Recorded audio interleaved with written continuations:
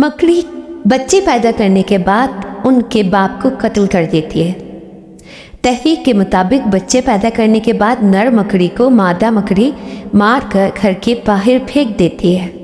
फिर जब औलाद बड़ी हो जाती है तो बड़ी होकर अपनी माँ को बाहर फेंक देती है। कितना अजीब और गरीब घराना है और यकीनन बदतरीन घराना है। कुरान मजीद की एक सूरत है सूरह अनकबूत। अनकबूत को उर्दू में मकड़ी कहा जाता है। कुरान में अल्लाह रब्बुल इज़्ज़त ने फरमाया कि सबसे बूढ़ा या कमज़ोर घर मकड़ी का है। कुरान का मौजिज़ा देखिए, एक जुमले में इस घराने की पूरी कहानी बयान करती है। बेशक घरों में सबसे कमज़ोर घर अनकबूत का है। अगर ये इल्म रखते इंसान मकड़ी के ज़ाहिरी घर की कमज़ोरी को तो जानते थे, मगर घरेलू दुश्मनी और खाना जंगी से बेखबर थे। मगर अब जदीद साइंस की वजह से इस कमज़ोरी से भी वाकिफ़ हैं। इसीलिए अल्लाह ताला ने फरमाया कि अगर ये इल्म रखते तो मकड़ी के घरेलू कमज़ोरियों से वाकिफ़ होते। इसके बावजूद अल्लाह ताला ने एक पूरी सूरत का नाम इस बुरी खसलत वाले कीड़े के नाम पर रखा। हालांकि इस सूरत के शुरू से आखिर तक गुफ्तगू फितनों के बारे में है।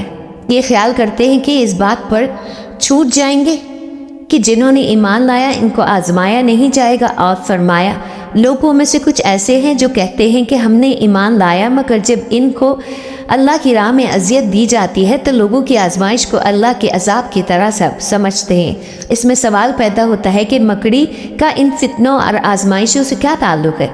दर हकीकत साजिशें और आजमाइशें भी मकड़ी के जाल की तरह पेचीदा होती हैं। इनके दरमियान तमीज़ करना, इनको बेनकाब करना आसान नहीं होता, मगर अल्लाह मदद करे तो ये आसान हो जाता है। यहाँ बताया गया है तमाम घरों से ज़्यादा कमज़ोर घर मकड़ी का घर है। काश के लोग जानते। और बताया गया कि मकड़ी के घर को देखकर जो शख्स हकीकत का सबक पाले वही असल इल्म वाले हैं। असल इल्म वाले कौन हैं? ये वो लोग नहीं हैं जो किताबी बहसों के माहिर बने हुए हैं, बल्कि ये वो लोग हैं जो खुदा की दुनिया में फैली हुई कुदरती निशानियों से नसीहत की ग़िज़ा ले सकें।